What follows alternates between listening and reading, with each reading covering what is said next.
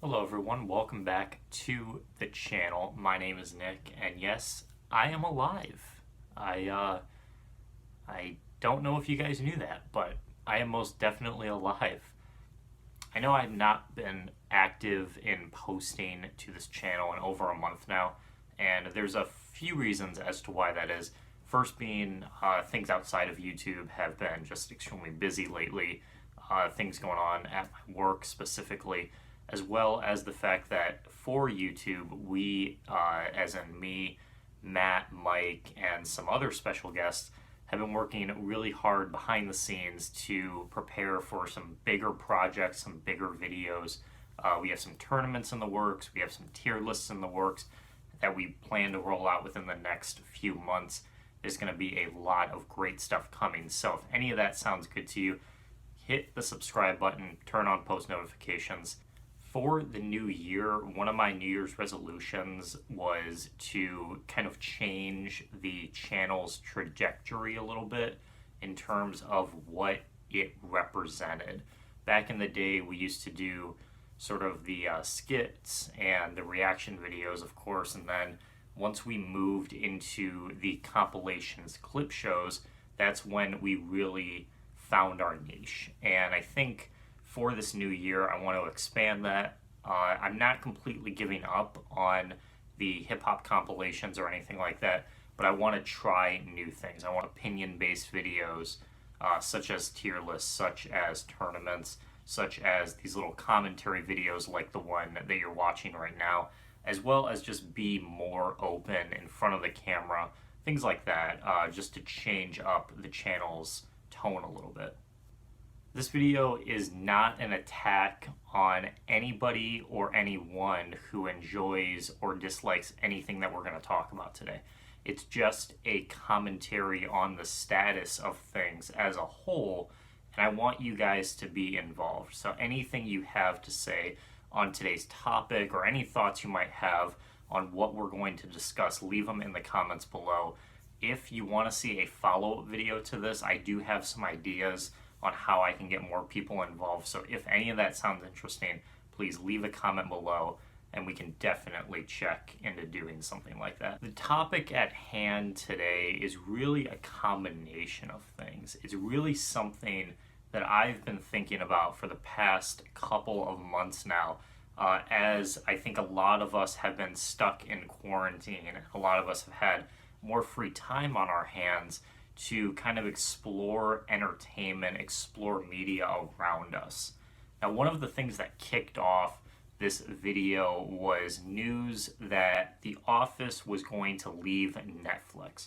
Now, this is old news. I think most people already know about this, but in case you don't, The Office, a 2005 mockumentary starring Steve Carell, one of the biggest sitcoms on planet Earth, is leaving Netflix and is now exclusively on Peacock, which is NBC's branded streaming service they launched a few months ago. It has some original programming, it has some syndicated programming, but it's mostly archives of NBC's older television shows. It has shows like The Office, Parks and Rec, Law and Order SVU, pretty much anything and everything that NBC has in their catalog. Now, that news was pretty significant for several different reasons, but the main one that most people were focused on was that at the time of its departure, The Office was the single most streamed show on Netflix. The Office itself was the biggest show in the world at that point, with over 140 million streams up until that point. That is like unheard of for nearly anything. The biggest show from the biggest streaming platform completely disappearing from it in the blink of an instant and moving to another one. That is massive in the world of TV. And this kicked off a lot of people talking about how streaming services are doing this, the nature of streaming services nowadays, what it means for the future, and what it means now in terms of some shows or some movies being on there, possibly not being on there within the next couple of weeks. Definitely a drastic change, if you ask me. Now, I'm not the biggest fan of The Office. I think most people already kind of assumed that. However, I do know people that are, and this was a major blow for anyone that was using it on Netflix as they can no longer watch it. That example exclusively is a good representation of what I want to talk about more for this video specifically, which was that The Office was the single most streamed show anywhere on TV. With 140 million streams, it was the single most popular TV show up until that point. Now, that gives us a good indication that a lot of people are watching it. And like I said, maybe some of you out there aren't the biggest fans of it like me, but I know several people, hundreds of people, that are huge, massive fans of The Office. And I think that goes without saying. It spawned tons of merchandise, it spawned a huge fan base. It is simply one of the most popular entities on TV. So for it to be the single most popular show makes sense. Like, you hear that and it just rings a bell inside you that makes sense to give you that indication that The Office truly is the number one show. But when you look at it comparably to a lot of other examples out there, especially outside of TV and things like movies and music, that starts to feel a little less and less common. Let me give you another example. Business Insider recently published a list this year of the top best-selling albums of all time. Now, if you ask me what I would bet are the top-selling albums of all time in unit sales, I'd probably go along the lines of the biggest, most recognizable rock stars and pop stars of the last 50 years. People like Michael Jackson, the Beatles, Led Zeppelin, Pink Floyd, the Rolling Stones.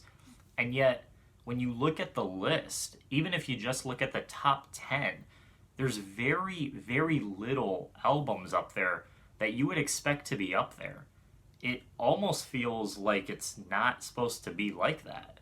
I know a lot of people, when it comes to music, do not particularly care for mainstream music. They avoid listening to top 40. They avoid listening to what's popular on Spotify. They avoid listening to the top best albums unless it's someone already established, which is very interesting to me. There's a lot of channels, there's a lot of outlets online that exclusively try to single out independent artists, YouTube artists, people that are on the come up that really need that push to get into the mainstream. There's people like Patrick CC, Hive Mind TV on YouTube doing this. Any of the hip hop compilation channels that are very, very successful, hundreds of thousands of followers across YouTube, Instagram, Twitter. People like Lua Lua, Intensified Charts, Lycan, another example, that always are promoting these songs by these up-and-coming rappers, these independent rappers, always trying to give them a little bit of a push into the mainstream. Then you have blogs like Metal Sucks, Loudwire that tend to focus more on the rock side of things, always talking about, always publishing articles about the up-and-coming artist in the metal scene or in the rock scene. So it's clear that music as a whole always tends to focus on the little guy. And that doesn't necessarily apply to things like TV. I mean, it could, maybe sometimes, if the show in question has a really significant cast behind it, maybe is written or directed by someone really notable. But how many times have you seen YouTubers or artists out there that are always promoting small TV shows? Like, that shit just does not happen, you know? If anything, the fans, the pages surrounding them, especially online, if you go on Instagram or YouTube, are always about established shows already. How I Met Your Mother has a very, very significant fan base, especially on social media sites. You can find thousands of fan pages for the individual episodes, for characters, for the show as a whole across YouTube, Instagram, Twitter, everywhere online. And How I Met Your Mother is already significantly one of the biggest shows on TV. It has one of the biggest fan bases out there. critically acclaimed. It went on for more than 9 seasons, which is just insane. Has 200 plus episodes. These are shows that you would expect to have those fan pages. But when's the last time you came across an Instagram fan page for Can't Hurry Love, a show from the mid 90s with 1 season? It just doesn't happen, you know what I mean? So is it not a little bit bizarre, even if it's just a few isolated examples, that music particularly has this affection for smaller, more independent, more underground artists that don't apply to the mainstream versus TV that exclusively depends on mainstream success to be recognized? I think a really good, interesting correlation to this is to see what everyday people tend to think of this topic without them really knowing it. If you have friends or family out there, ask them who are some of their favorite artists out there, who are some of their favorite bands, musicians. For me, one of my favorite artists of all time is Green Day. They've had massive success, they've had massive popularity throughout time. So I don't feel like they're necessarily underground or underrated by any means. They've had that level. But by comparison, wouldn't you expect at that point then that they would show up on a top albums list or a top singles list or be one of the most streamed on Spotify or on Apple Music when they're just not in that camp? It almost feels like there is a disconnect between who is promoting these artists, who is very, very passionate about these artists, versus the ones that they actually listen to. It's very clear that artists like The Weeknd, who is the single biggest artist on Spotify as of right now, has a very passionate fan base. You can see it just about anywhere you go. I mean, I really like The Weeknd myself, but how many times do you see The Weeknd, for example, get compared to people like Green Day? It just doesn't happen. They're just not in the same ballpark. It's apples and oranges.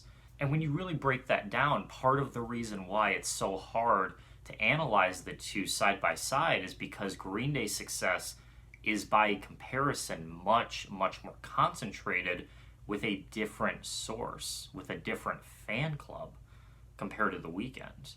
There's numerous people out there that might say they like Green Day much more passionately and much more critically than they would The Weeknd. But since The Weeknd has a more universal appeal, he particularly gets more streams as a whole, making him a bigger artist. By that same logic, one of my best friends, Mike, who you've seen on this channel numerous amounts of times, one of his favorite subgenres in hip-hop is Detroit rap. Obviously, we're from the state of Michigan, so Detroit rap is very local here, and there's tons of great artists in the scene, people like T Grizzly or Sada Baby, or even like Big Sean, people that have really come up and really been super successful within the scene. One of the reasons he particularly likes it significantly more than other forms of rap or other cities that have very notable artists themselves is because there's a community here. There's already an established group of people that are passionate about it, that enjoy talking about it. This is also one of the reasons why he often gets recommendations from people for watching movies or TV, is because he wants there to be someone to talk about these things with. He enjoys these artists, he enjoys all this different entertainment that he's provided with, but if he's got no one to talk to, then it kind of feels empty. And I totally understand that sentiment 100%. It makes total sense to me that he would be in a position like that where he would want to find fan pages, he would want to find a community. I do that same thing all the time, searching up my favorite TV shows on places like Reddit that have established communities already. And this is a very common practice for most people that want to get an insight into some of their favorite art. By design, I think it's clear that movies and music are two completely different entities. Like, music as a whole is very, very lucrative and can always be very manipulated into being something that an independent artist can do just as easily or with just as much success as a mainstream artist. There are thousands of independent artists that have never broken through with that one massive album or that one massive track that have still hold a very, very steady career for decades because of their passionate fans. TV, on the other hand, is a very, very different process where you have a big studio, a big network, always holding all of the money, all of the power. It's very hard to break into the industry unless you already have connections in there. And a lot of the time, when you see TV shows or TV networks pick up new things, it's already by established properties or by established people they already have a connection with. It's fairly unlikely that anyone would notice this right from the get-go, but if you really analyze it, you'll start to see a lot of connections, and that's a particular actor, a particular creator, a writer, someone within the industry that always seems to get their shows on a particular network without fail. Let me give you some examples. Chuck Lorre, who is one of my personal favorite TV creators and writers of all time. If you saw my video for my top 10 personal TV creators, then you'll see that he ranked as number one. Chuck Lorre as the greatest TV creator. I absolutely love pretty much everything that he's done, and he's created several new shows in the past couple of years. Every single one of his shows, without fail, are always on CBS.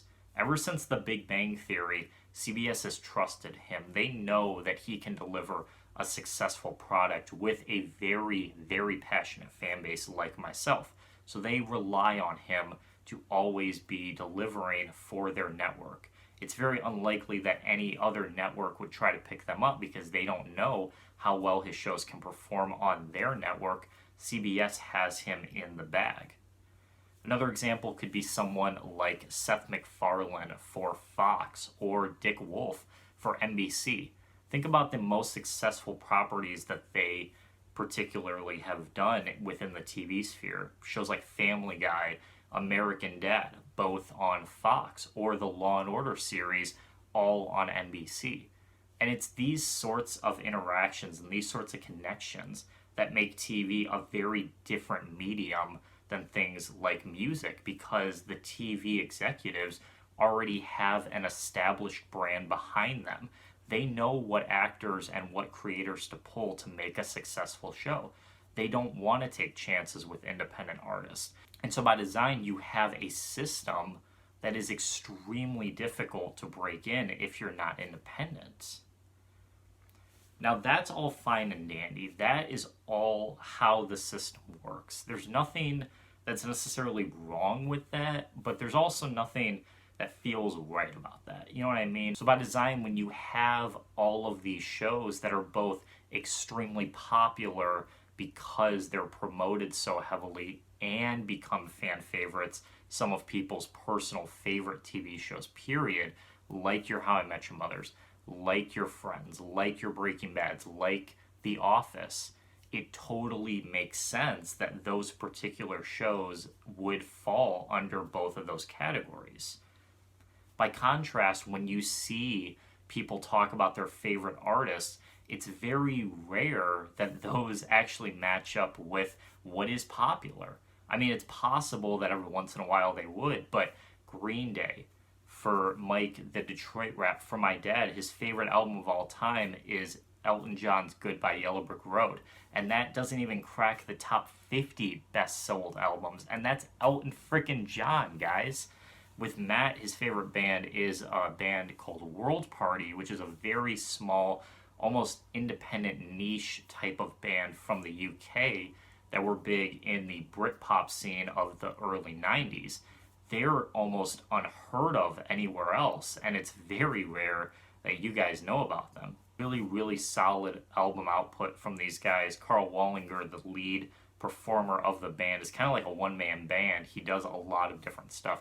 It's really great stuff if you've never checked it out, which chances you probably haven't because there's so much out there to see. Some things like this tend to fall through the cracks. In the general zeitgeist of music as a whole, there's a clear connection between artists and their fans that really, really, really try very hard to support them and can if they do it right independently for years and years. Whereas TV, on the other hand, is the total opposite. It feels like that only the executives, only these gatekeepers of TV networks and these big multifaceted TV operations and stuff are only accessible unless you already have connections there.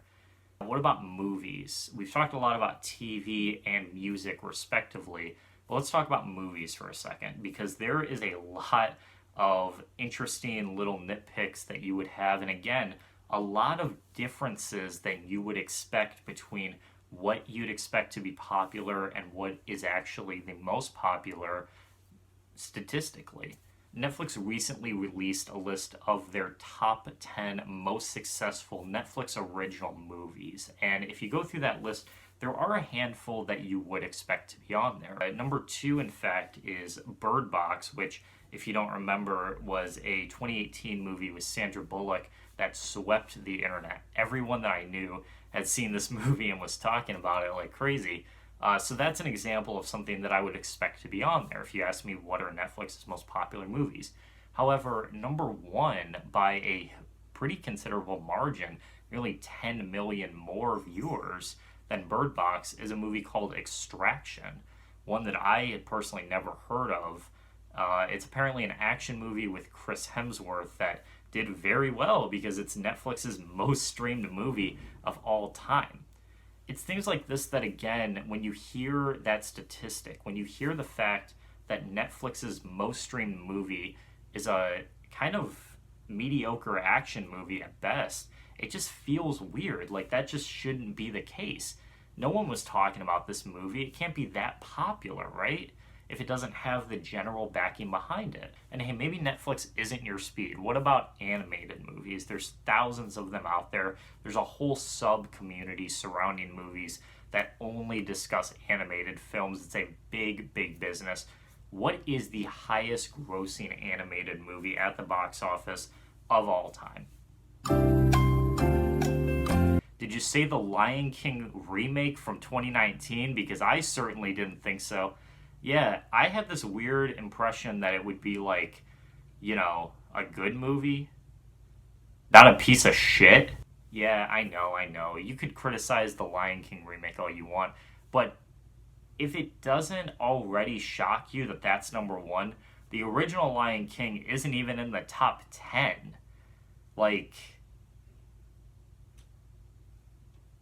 And it's with these statistics, once again, that I feel the need to say what's popular and what fans actually like don't seem to connect that well unless it's with TV. I'll give you another example. What about the 2016 Ghostbusters movie? Do you remember when this movie came out? Everyone was ripping it apart online. It became the most hated movie on Earth in a matter of days when that trailer came out. It was the most disliked trailer on YouTube up until that point. It had so many negative reactions from fans and industry insiders. People that worked on the original Ghostbusters movie thought it was a terrible idea. It just did not seem like it was going to do well at all. It was going to be a major flop. And not only did it break that mold and become one of the highest grossing movies of its year, higher than the fucking sequel of the original franchise, but also has a higher critic score on Rotten Tomatoes than movies like Joker, Rocky IV, Back to the Future Part 2, and Die Hard 2. And it's with this that I need to ask, how the fuck is this possible? I mean, Ghostbusters 2016, if you were there and you remember how negative and how critical people were about this movie, you'd expect that this was a major box office bomb and that no one liked it. We went to see it opening weekend, kind of out of just spite, just to see what the audience reaction was, and everyone was enjoying it. Hell, I even flipped. I actually kind of liked it myself, and I think a lot of people did, or else we wouldn't be talking about it this time afterwards if it didn't surprise us all. So how is it that a movie that can have such a negative feedback, such dislikes, be so successful after all this time? It must be because it's popular. It must be because it's popular. But yet somehow it just isn't popular. If the 2016 Ghostbusters movie taught us anything, it's that popularity and criticism always seem to go hand in hand. For some reason, this movie that nearly everyone hated the idea of became one of the most successful in its own franchise by comparison, and has higher critic scores than most other sequels and spin offs of already established franchises. And that alone just rings a red flag. Like there's something fishy going on behind the scenes, right? Critics are pulling strings. Maybe the studio is giving out executives perks and stuff. And it's times like this that I often scratch my head and think, what does popularity even mean? You could look at it very much from a statistical standpoint, and that's what this video has done, looking at box office receipts, looking at streams on Spotify or Netflix. But I think popularity can really only be measured when time has passed. If a TV show or a movie or an album or a song have stood decades and decades and decades as it's still being one of the most recognizable in its own genre or in its own category, that means popularity. 2016 Ghostbusters might have been popular on the surface. Big box office receipts, big critical praise. But when we look back on it in 10 or 15 years, it's very unlikely that it's going to stay that way. It's very unlikely that people are going to say it's a more popular movie than the original. When it comes to TV shows, the bedrock of this argument, when we look back in 10 or 15 years, The Office is going to stay with us. How I Met Your Mother is going to stay with us. Breaking Bad is going to stay with us. And if you look on IMDb, these are some of the most critically acclaimed and potentially popular shows that have ever existed. I think this argument has a lot of nuance to it. There's obviously a lot of different factions that you can go into. And this video is only scratching the surface. There's tons and tons and tons of examples that you could argue any which way. If you want to see a part 2 to this, where we go a little more in depth, maybe bring in a special guest, please let me know in the comments. And anything you've thought on this topic or on this subject, I would love to hear your thoughts on. Do you agree that TV has a different perspective on it?